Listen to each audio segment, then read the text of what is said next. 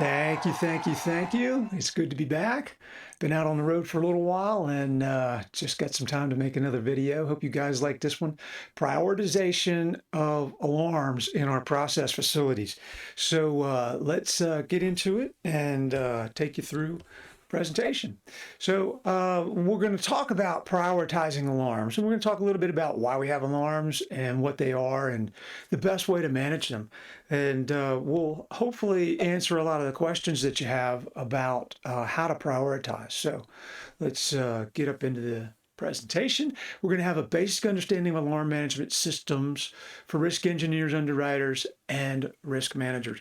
This is not going to be a lesson that will teach you how to design these systems as a alarm designer, but it'll help you if you're a risk engineer to know what you're looking at and what to look for when you're in a process facility. So this was a process facility I got to visit many years ago. It's a power plant that was designed by the Russians, built in Bulgaria. And this control room, you can see there was a little bit of modernization going on there, but I found it very easy to demonstrate in this type of control room what we're doing in a modern facility before we get into the digitization of what modern controls look like. So we're looking at this room and you know, we noticed that there is some modernization going on. We see a CRT in there, and this probably was part of a vibration monitoring system, but it was one of the earlier pieces of modernization this facility got. Now, looking at the panels that they have in there, you can see that they're different, right? Some have chart recorders, and that's going to be the instruments that we want to keep a record of, so that we want to go back and look at what was happening in the facility over a certain period of time, or if we need to prove to regulators, you know, what we were producing. So these types of instruments are for recording data, right? Now, the alarms, they're just going to basically flash. They're either going to come on and stay on. They're going to blink at a certain rate. There's only so much that these little lights can do. They're either on or they're off, or they're blinking in some fashion. But the idea is that they're to alert you for some reason. You don't really give you information, but they alert you, right? Now, this is where they get information, where the operators look at the dials that move back and forth. They're analog here, but the idea is that it's not recording this information. It's not an alarm or an alert or anything that draws their attention over there. It's just that when they want to know, are we in the middle of our range? Are we in the bottom of the range? They can look and quickly see how they're operating the facility. Now, speaking of operating the facility, this is where they do it. They have to have switches to turn pumps on and to open valves and close valves. So this is what you see in this section of the control room. There are bigger control rooms out there, and they can get way more complicated than what we just saw at a Bulgarian power plant. Chemical manufacturing can get very complex, and it's a lot more than just heat, fuel, and oxygen. So we need some way to get a handle on all these alarms, okay? This shows you a facility that was built in about the 1940s and 50s. And what we're looking at here is the modernization of a control room. And you can see that this plant was on the cusp of digitization, and they were moving forward. I will call your attention to all the mice that are on the table. I guess the graphics card capabilities in those days, we had to have lots more CPUs, actual processors. So we had to have separate mice, separate screens. You know, we couldn't have it all on one big screen like we do today. So the screen that I drew this circle around, I want to draw your attention to. That screen, if you'll notice up there, is the that's the alarms, okay? So they've got alarms coming in, and it looks like the plant's probably shut down and they're going through a startup because they've got so many alarms up in there. So that's kind of just what I wanted to draw your attention to there. Now, that is going to help you understand why prioritization matters. We're going to talk about the types of alarms, because not every alarm is the same. And we'll talk about rationalizing alarms and what that means. We'll talk about prioritizing alarms and what that means and how it's different than rationalization. Then we'll talk about some alarm management standards that are available, and they'll help all of us to manage our system. And then we'll talk about the steps. We'll finally summarize all the steps to implement alarm prioritization. So if you've got a facility that's this big, this complex, all that's going on in an air-cooled condenser. This is a complex facility. It's not a chemical manufacturing facility, but the new power plants will be when they start tacking on carbon capture on the back ends of them. But you're going to need some way to control all of that, and you're being asked to do it through these little screens. And I'll tell you that, that job is not far from, being asked to fly a plane. It's probably not as critical because if you crash the plant, you haven't necessarily killed yourself like you might in a plane.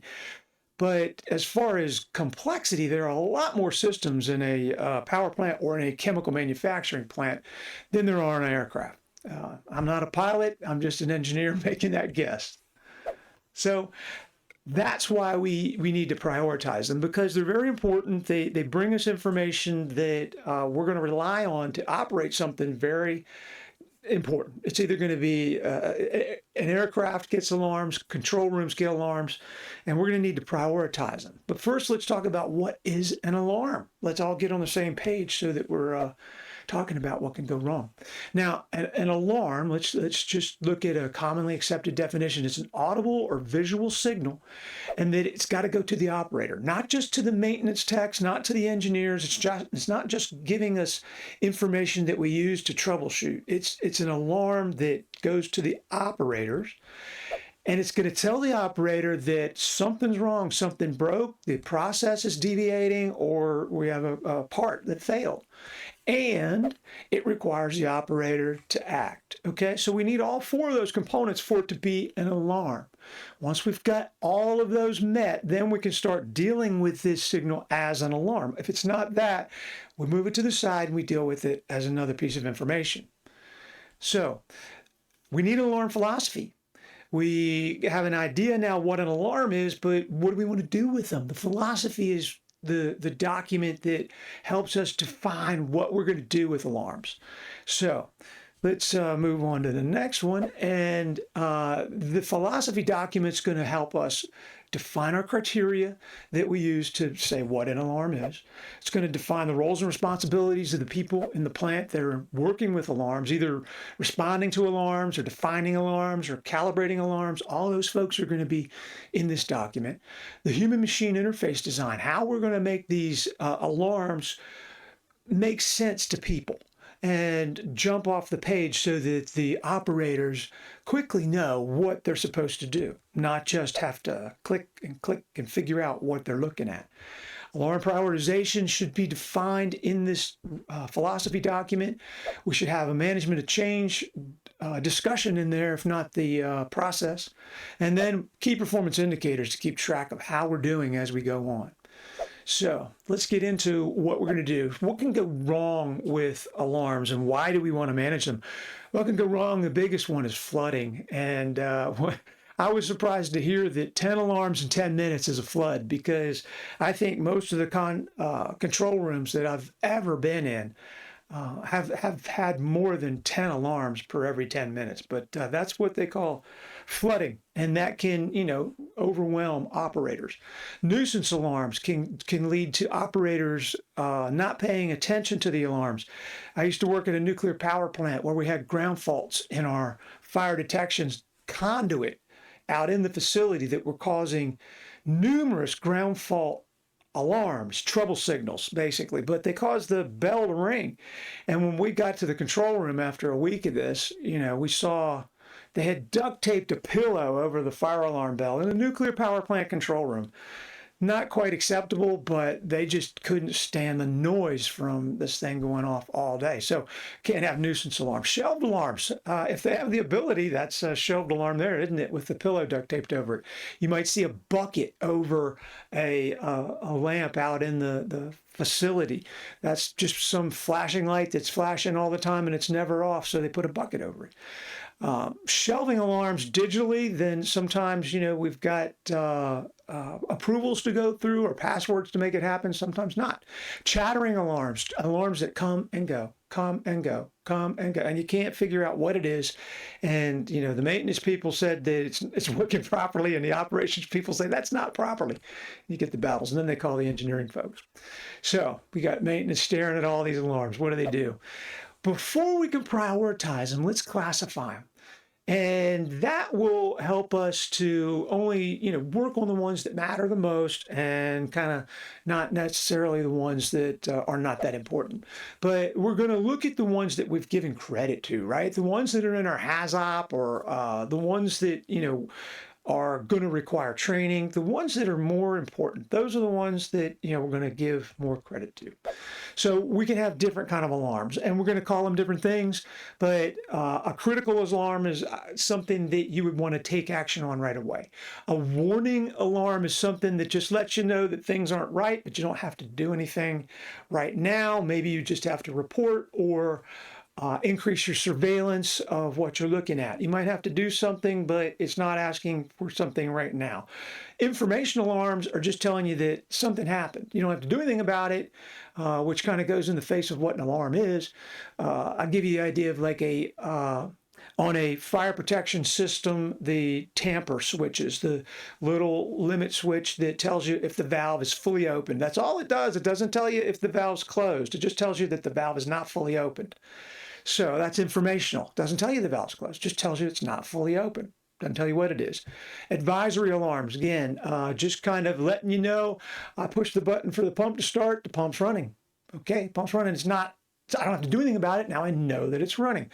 On the other hand, if the fire pump is running, at most facilities, a pump running alarm on a fire pump will tell you that there's a fire somewhere in the plant. So you would want to look for water flow switches to see where is it flowing from so that you could send a response to that area.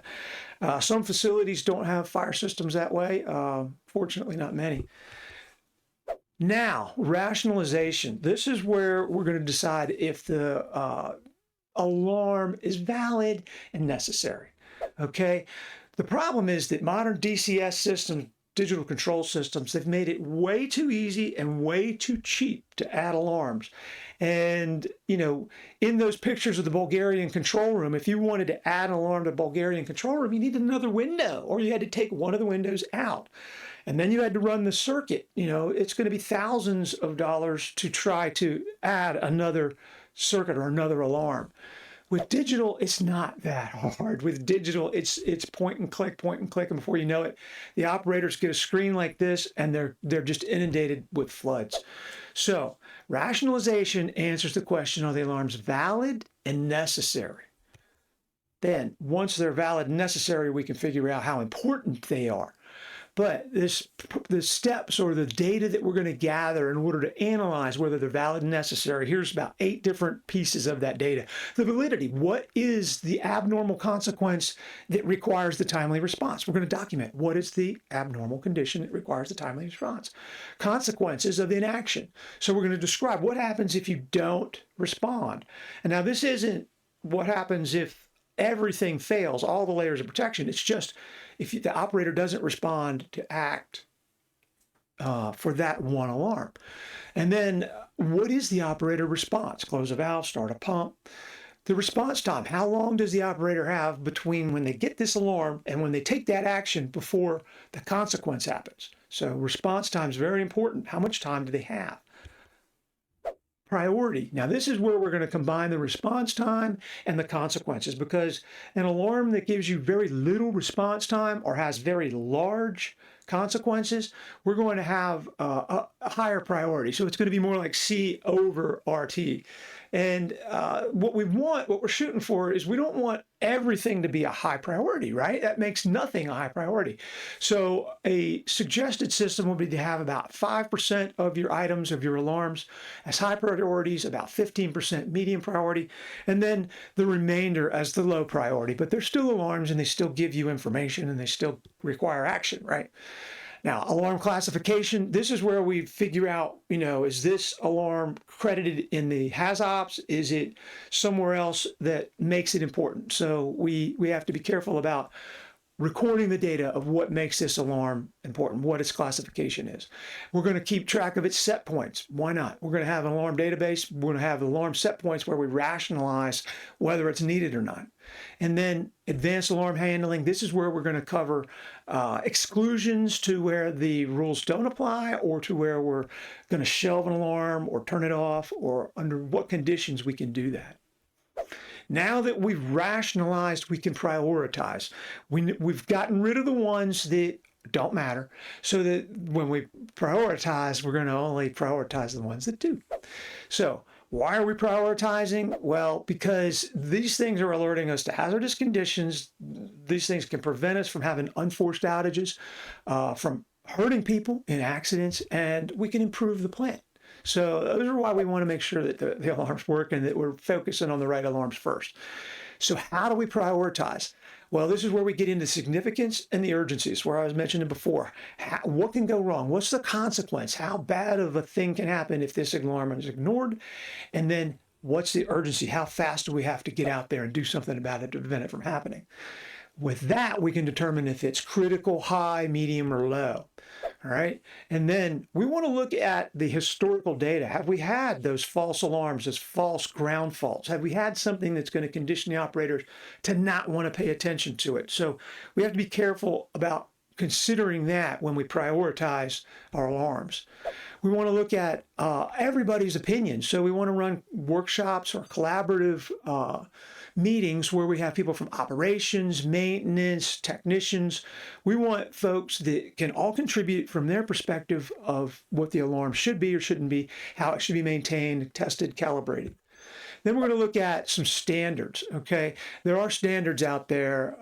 The International Society for Automation has 18.2, which pretty much everything else has been based on. And we'll talk a little bit about that and some of the benefits of that. But now let's get into priorities. So this is how we do it and why we do it. And let's just summarize that, prioritization is based on potential consequences of no operator action and the time available for the operator to respond. All right. So what are the steps again?